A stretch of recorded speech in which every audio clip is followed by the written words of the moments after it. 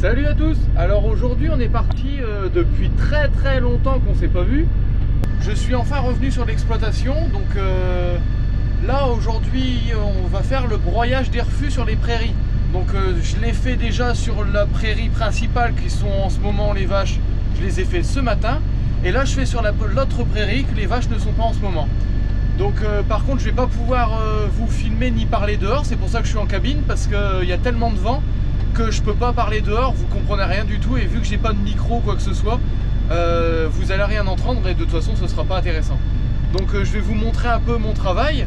Donc là par exemple on voit là c'est fauché, là-bas c'est pas fauché, et c'est justement comme ça qu'on voit le travail. En fait je broie tous les refus, donc on appelle ça, c'est ce qu'ils veulent pas manger, et c'est ce qu'il y a au-dessus. Là ici les touffes d'herbe très grosses, de gros diamètres, ou moins comme mon petit, il y en a certaines, ça peut aller à quelques millimètres, 0,5 mm de diamètre, et c'est comme ça qu'en fait ils peuvent pas les manger, c'est pas appétissant, et donc moi je les broie comme ça. Après une fois qu'ils tombent au sol, ça, comment je peux dire, ça sèche avec le soleil, et c'est comme ça qu'après ils peuvent les manger. Ça fait comme du foin et c'est plus facile à manger. Et c'est très important de faire ce broyage des refus, parce que sinon on pourrait perdre beaucoup d'herbe et beaucoup de potentiel sur la pâture. Parce que comme il y a beaucoup après d'herbes qui ne sont pas mangées, après ça fait beaucoup de pertes, et ça se fait que c'est un peu farfouille partout, parce que il y a plein de touffes d'herbes qui ne sont pas mangées, comme par exemple moi c'est pas de l'herbe mais il y a les chardons, les orties, et ça les vaches ne les mangent pas. À part les orties, quand on les broie, ça ils mangent après quand ça sèche, mais sinon on les voit pas. Donc sinon ça ferait beaucoup de pertes dans la pâture et ce serait pas intéressant pour nous.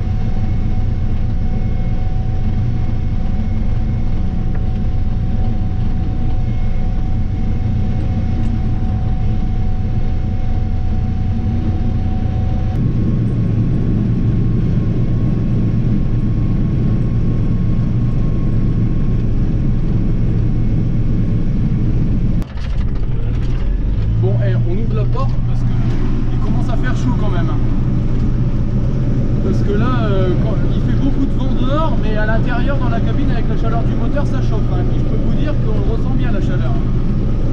Et en plus là qu'il y a du soleil, bon on va pas toujours se plaindre non plus.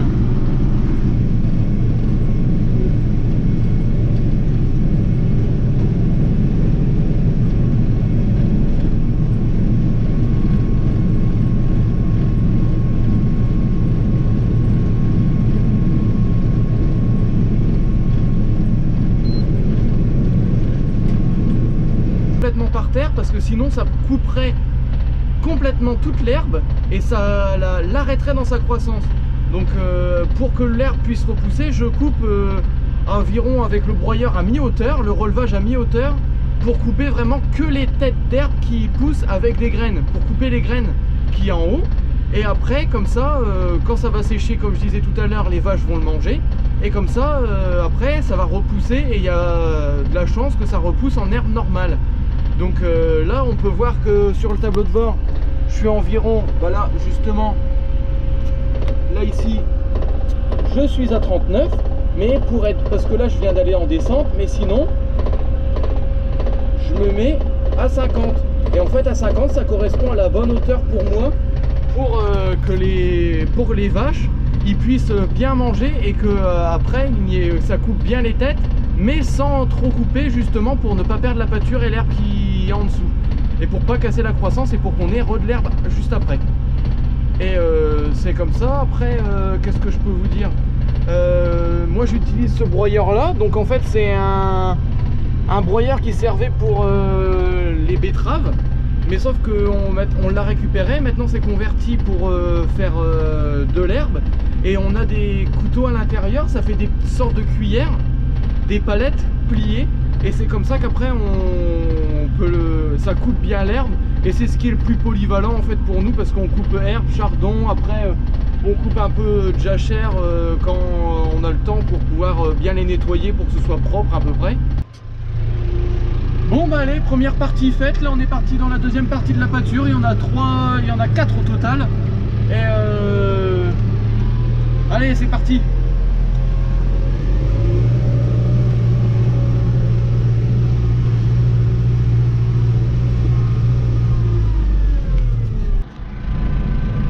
Allez, regardez si on n'a pas une belle vue d'ici.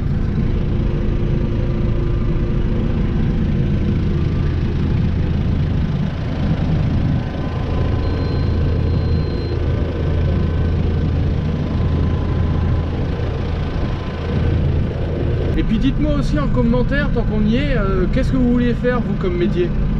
Parce que après on n'est pas obligé, parce que c'est pas parce que vous me regardez que vous êtes obligé d'aimer l'agriculture.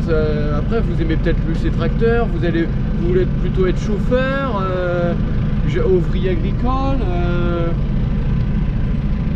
gérant d'exploitation, parce qu'il y a des gérants d'exploitation, ils vont pas dans les champs, tout ça, ils gèrent que la partie administrative, les ouvriers, tout ça. Dites-moi en commentaire, ça peut être intéressant.